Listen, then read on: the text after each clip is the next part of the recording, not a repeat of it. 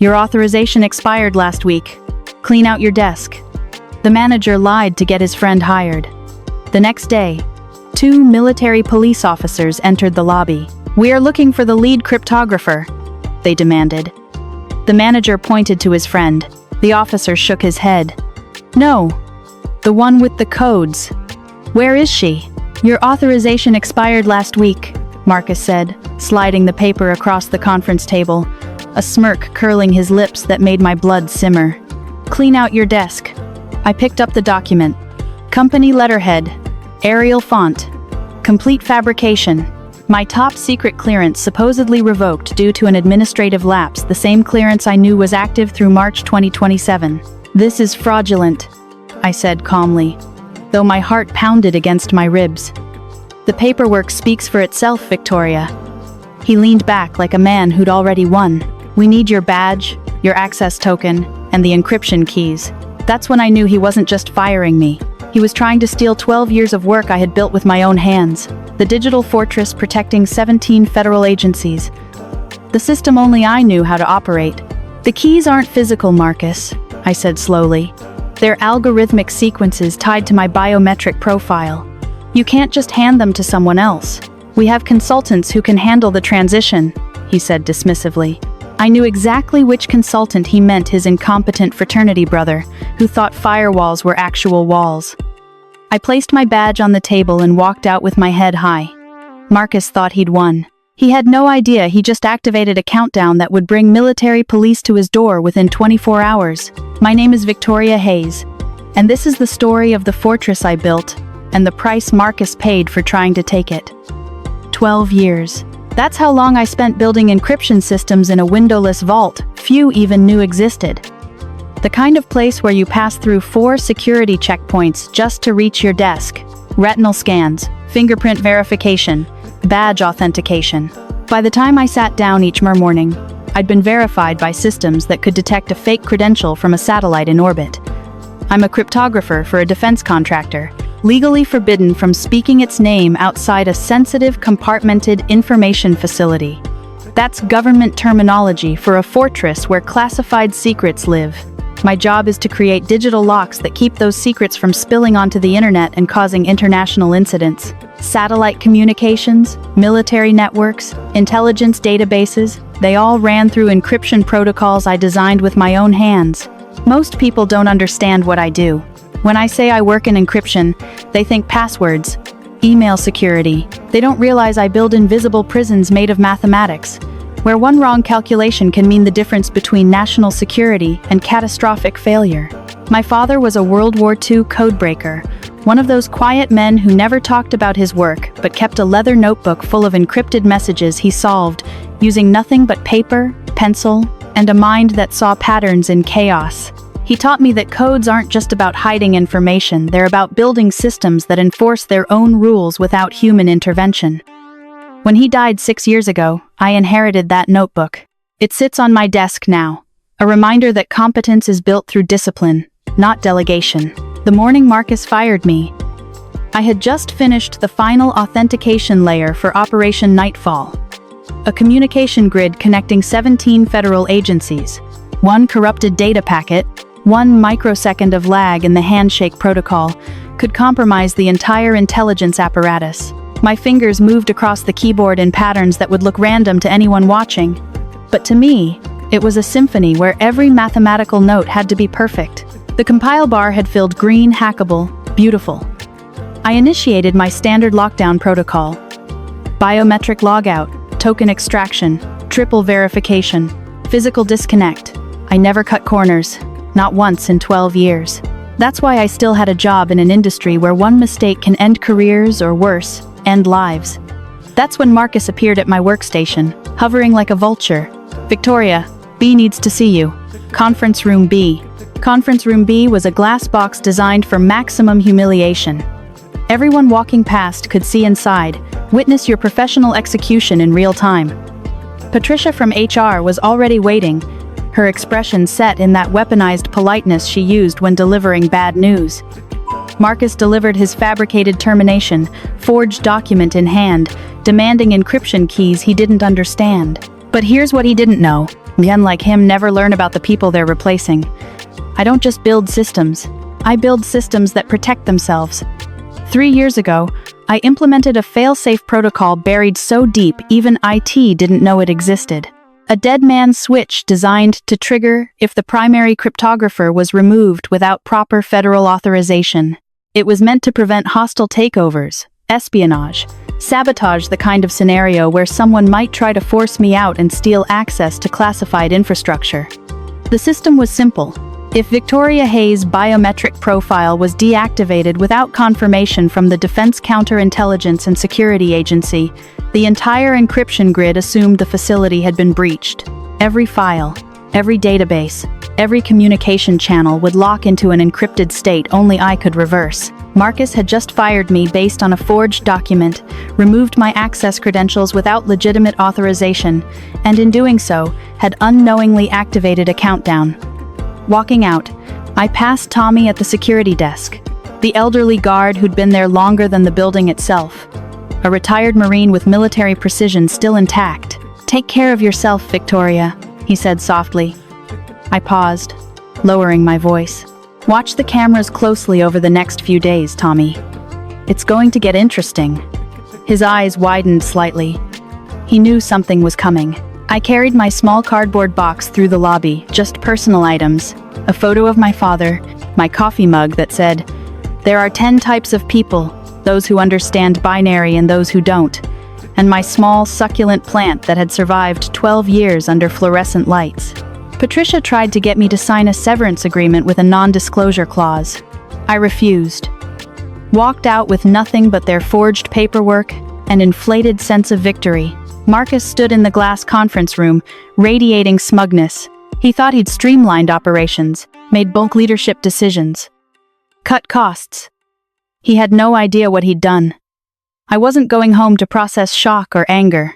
I was going directly to an unmarked building in Laurel, Maryland, a government listening post that doesn't appear on any public maps, the kind of place where people with clearances like mine go when the chain of command has been compromised. I had evidence server logs showing Marcus's unauthorized access attempts, communications between him and Jordan about acquiring the encryption infrastructure, and, most damning, the forged federal document claiming my clearance had expired. I also had something Marcus couldn't anticipate: a chapstick USB drive in my pocket, ordinary on the outside, but containing 72 hours of complete system logs, every failed login, every security violation, every command Jordan would eventually type that would bring this house of cards crashing down. The drive sat small and innocuous in my jacket, enough to bury Marcus under federal charges that could end his career, possibly his freedom. Driving away from the facility I'd spent 12 years protecting, I allowed myself a small smile, not joy, not satisfaction. Certainty.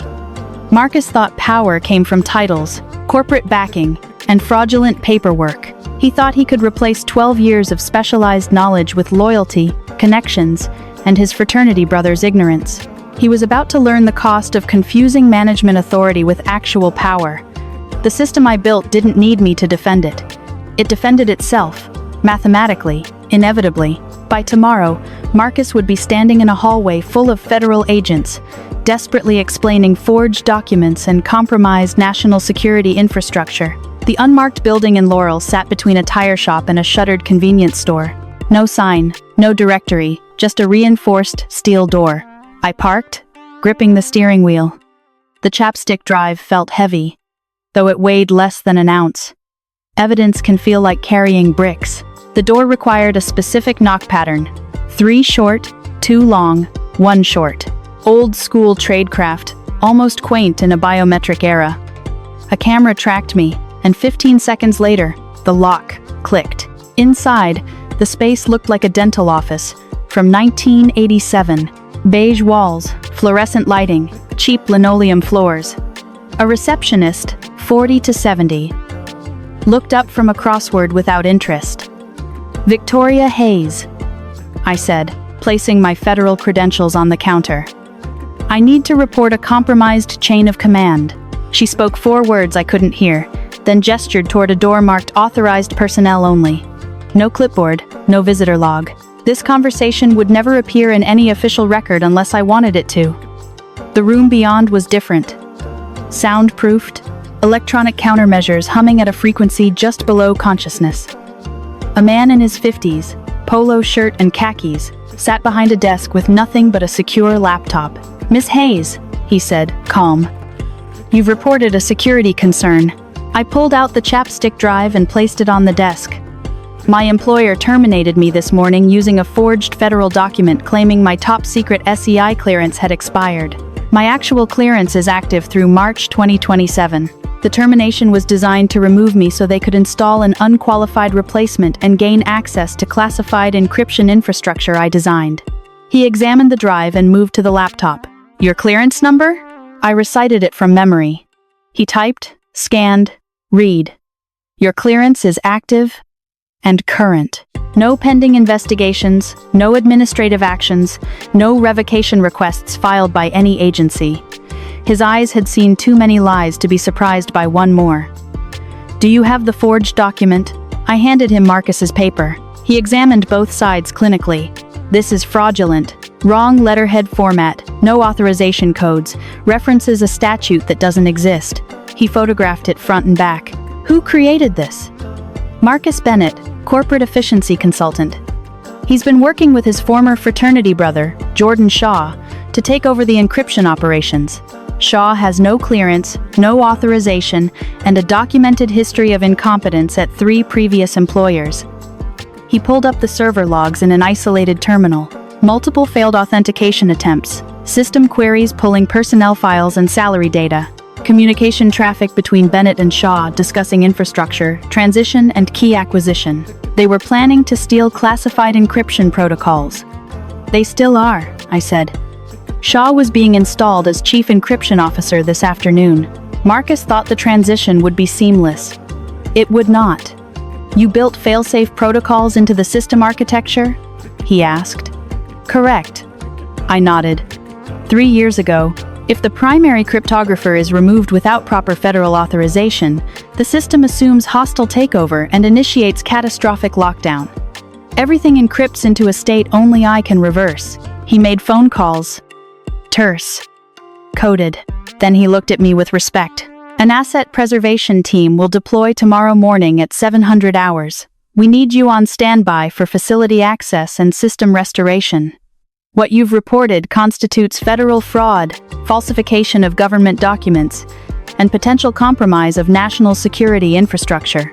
The individuals involved face significant criminal liability." "Good," I said, meaning it. "Maintain your normal routine. Don't contact the company. Let them make their mistakes." He handed back the chapstick drive. I drove away, feeling something I hadn't in years. Not satisfaction. Not vindication. Certainty. The mathematical certainty that comes from watching a flawed equation collapse under its own logic. By the time I got home, Marcus had begun his victory lap. I opened my laptop, accessing the system through maintenance protocols built 5 years earlier, backdoor access, invisible to anyone who didn't know exactly where to look in packet traffic. The main conference room camera showed Marcus at the head of the table, glowing with self-importance. The team assembled. Engineers, analysts, IT staff, even accounting who had no reason to be there. Marcus introduced Jordan Shaw. I suppressed a laugh that would have sounded unhinged. Jordan's black hoodie read "Hack the Planet" in neon green. Laptop bag covered in cryptocurrency stickers. Carefully cultivated stubble. "Sup everyone," he said, peace sign in the air. "Ready to crush some code and modernize legacy infrastructure." Legacy infrastructure, 12 years of custom-built quantum-resistant encryption, he called, outdated software. Sarah raised her hand immediately. "Jordan, welcome. Operation Nightfall authentication deadline is Friday. Victoria held the key generation protocols. How will you manage?" Jordan waved dismissively. "Legacy systems overcomplicated? Reset admin password, flush old checksums. Fresh start." The room went silent. Even non-technical staff knew this was catastrophically wrong. Marcus nodded. "Exactly. Fresh perspectives." Victoria was too attached. "Jordan will streamline everything." Kevin, the IT administrator, spoke cautiously. Encryption keys are biometrically tied to Victoria's profile. They're not transferable, Marcus interrupted. We brought in an expert who thought you could reset quantum encryption with a password. The meeting broke. Jordan and Marcus made their way to my old office. I switched camera views, watching them enter the server room like tourists at a nuclear reactor. One wrong move, everything melts down. Jordan settled into my chair, propped his feet on the console, eating a family-sized bag of Cheetos while staring at screens controlling encryption for 17 federal agencies. Orange dust on my keyboard, on the desk, on equipment worth more than his car. He opened a terminal and started typing. Immediately, I recognized what he was trying to do. Pulling code from GitHub into a closed SCIF network impossible. Firewall rejected it instantly. Error message, he muttered. Stupid firewall, and tried again. Same result. Kevin, the IT administrator, passed by and went pale. You can't access external repositories from inside the SCIF. It's isolated for a reason. I know what I'm doing, Jordan said, ignoring him. Marcus appeared with coffee, grinning. Everything okay? He asked. Jordan waved him off. Just familiarizing with the infrastructure. Overcomplicated, but nothing I can't streamline. Marcus beamed. Kevin quietly left. Sarah appeared with her tablet. Professional mask, hiding horror. Jordan, the next Operation Nightfall authentication cycle requires Victoria's credentials in 43 minutes. How will you handle it? Jordan leaned back. Legacy systems built with unnecessary dependencies. We'll pivot authentication architecture toward a more scalable, user-friendly paradigm. Agile methodologies. Innovation. I laughed out loud. Agile methodologies? Pivot the authentication architecture? It was like trying to defuse a bomb with business seminar quotes. Sarah's face betrayed panic. She left silently. Jordan skimmed the classified operations manual. I'd spent 3 years writing hundreds of pages of algorithms, fail-safe protocols, system dependencies, and security procedures. He scrolled past complex formulas like a restaurant menu, opened a notepad, annotated. Quantum-resistant encryption. Simplify. Too complicated. Biometric authentication. Unnecessary complexity. Remove dependencies. Checksums. Delete for optimization. He planned to dismantle every security measure that actually secured the system. Marcus watched approvingly. Fresh thinking.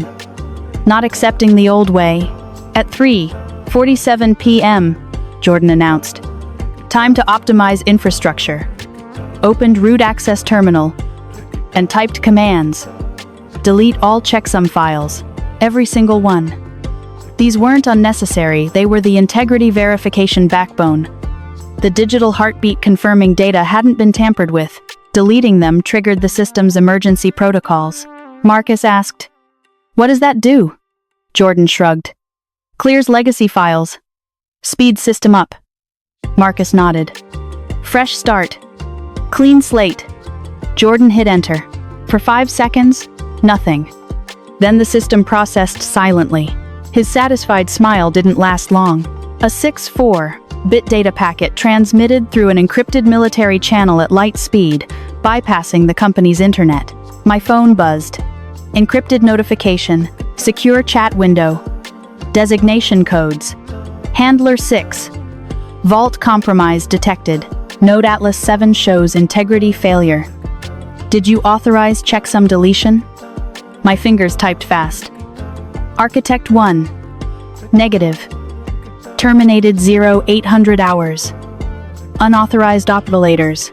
Termination fraudulent. Standby. I watched Jordan on camera. He was oblivious.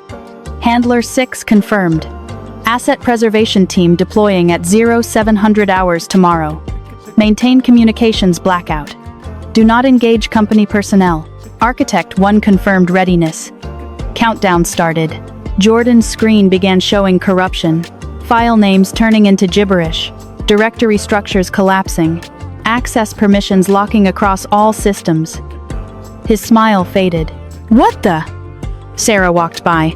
"Jordan, what did you do?" "I just cleared old files," he said. "The system's acting weird now." "You deleted checksums," she said, panic rising. You can't restore them. Only the original architect can regenerate them. Marcus's face drained. Jordan tried copying commands from forums. Nothing worked. He pressed the server power button hard shutdown. Every process terminated violently. Red lights pulsed across 17 federal agencies. Alarms sounded somewhere at Fort Mee. Marcus finally realized disaster had struck. Kevin explained, "This is the failed deadly protocol. If authentication isn't restored within 12 hours, all data purges automatically. The system assumes hostile takeover." Marcus and Jordan scrambled, entering credentials, social security numbers, employee IDs, rejected every time. Biometrically locked to Victoria Hayes. Vendor portal locked automatically upon my termination. Power loss would accelerate the purge to 30 minutes. Marcus slumped into a chair, sweating, panicked. I slept, deeply, dreamlessly, while Marcus watched the countdown. At 6:30 a.m., I was dressed in my navy blazer, credentials and chapstick drive in pocket. Coffee, sunrise, news alert. Federal vehicles spotted at the contractor facility. Asset team arrived. Military police, federal agents, black Suburbans, satellite-equipped van. I watched from my car. Tommy at the security desk saluted, pointed elevators. No slowing them with paperwork. Lobby silent. MPs flanking me. Elevator to 4th floor. Controlled chaos. Federal agents conducting interviews. Technical specialists photographing equipment. Employees clustered, anxious. At the center, Special Agent Catherine Reeves, steel gray hair, charcoal suit, ice and iron forged into human form. "We are looking for the lead cryptographer," she announced. "Who is the authorized operator?" Marcus pointed at Jordan. Reeves looked at him, then at the security specialist, shook her head. "No, the one with the codes, the biometric profile embedded in the system, the one who built this infrastructure. Where is she?" Marcus could not speak. Jordan stammered, desperate. Reeves raised one hand, silencing him. Federal records confirmed Victoria Hayes as the registered primary architect. Clearance active through March 2027. Marcus produced the forged termination letter. Reeves examined it. Fraudulent. Non-existent statutes. No authorization codes. No official seals. Marcus stammered. Corporate provided it. Reeves stated firmly. "You forged a federal security clearance revocation." Marcus admitted trying to cut costs. Jordan said, "She was expensive. I can do it for half salary." Reeves gestured toward the server room, red lights still pulsing. Marcus had no answer. I stepped forward, MPs moving with me, the hallway silent. I presented real federal credentials, Defense Counterintelligence and Security Agency. Proper seals, proper authority. Reeves acknowledged me. "Miss Hayes, restore the system immediately. 38 minutes before lockdown becomes permanent. 17 federal agencies at risk." I let the moment stretch. Everyone understood power. Who actually had it? Who was pretending? "This isn't a game," Reeves said. "It is protocol," I replied, showing Marcus's forged letter. "Following orders exactly. Insubordination otherwise." Reeves understood. The trap was perfect. Marcus used fake authority. I used his lie. Either admit fraud or watch 17 federal agencies go dark. Reeves turned to Marcus. "Did you forge a federal security clearance revocation?" Marcus stammered. Title 18, Section 1001, False Statements to Federal Agencies. Minimum 5 years. Espionage Act additional penalties. MPs stepped forward. Marcus Bennett detained for fraud, document falsification, and gross negligence. The elevator doors closed on his career, freedom, and future. Reeves turned to me. "Restore the system? Countdown at 34 minutes. "Yes, Agent Reeves," I said. Technical specialists stepped aside. I was the only one who could stop the countdown. Authorization confirmed. Federal recognition signed digitally. I sat in my chair. Screens in chaos. Countdown 29 minutes and 14 seconds. Chapstick drive into maintenance port. Screen black. 3 seconds of silence. Architect authentication required. Fingerprints, palm geometry, vein patterns scanned. Retinal scan. Spoken code, Nightfall Protocol Architect Restoration Authentication. Hayes, Victor, 7-7 Tango. 3 seconds. Welcome back, Architect. Fingers moving with 12 years muscle memory. Abort purge sequence. Yushin. Restore checksums from secure backup. Yushin. Regenerate encryption keys using primary architect biometrics. Progress bar began. 0%, 5%, 12%, 23%, 31%, 47%. Red warning lights slowed. Countdown froze at 4 minutes and 32 seconds. Amber lights. 92%, 97%, 100%. Green. System restored. 17 agencies fully operational. 0 data lost. Agent Reeves stepped in, verified reports, ran diagnostics. Awe in her eyes. Miss Hayes. What you accomplished in 8 minutes would have taken our emergency response team 6 hours. We would have lost 20 to 30% of archived data. Exceptional architecture. DoD offered direct federal employment. GS-14 starting. Immediate elevation to GS-15 after performance review. Full federal benefits, pension, comprehensive clearance upgrades. CEO Brennan looked on, white-faced, company's future evaporating. I accepted. Monday morning, 600 hours. Fort Me. Marcus's company couldn't fulfill federal contracts. Bankruptcy followed. Employees terminated. Sarah called. Laid off. I provided references. She secured new employment. Contractor facility auctioned. Equipment dismantled and preserved. Company ceased to exist by May. 6 months later, I briefed senior Pentagon officials. Systems only as secure as maintainers. Expertise cannot be outsourced. Experience cannot be replaced with enthusiasm. Loyalty cannot substitute competence. Case study of contractor incident sanitized. Timeline of decisions and consequences. Threats not always foreign, sometimes internal, managerial, political. Recommendations adopted as policy across 17 agencies. My architecture became the template for next-generation security systems. My father's legacy continued through my work, protecting a nation that would never know my name. 1 year and 2 days after Marcus fired me, LinkedIn notification. Marcus Bennett. Long, rambling apologies, excuses, request for help with legal situation. Deleted without response. Power isn't begged for or stolen, it is built through expertise, competence, and irreplaceable value. I returned to designing quantum-resistant encryption protocols for the next 50 years. Work that mattered. Work no one could take away. Systems know who built them. They protect their architect. The system, when designed properly, always wins. I saved my work, locked my terminal, ready for tomorrow's briefing. More work to do, more infrastructure to protect. I belonged here. I had built something real.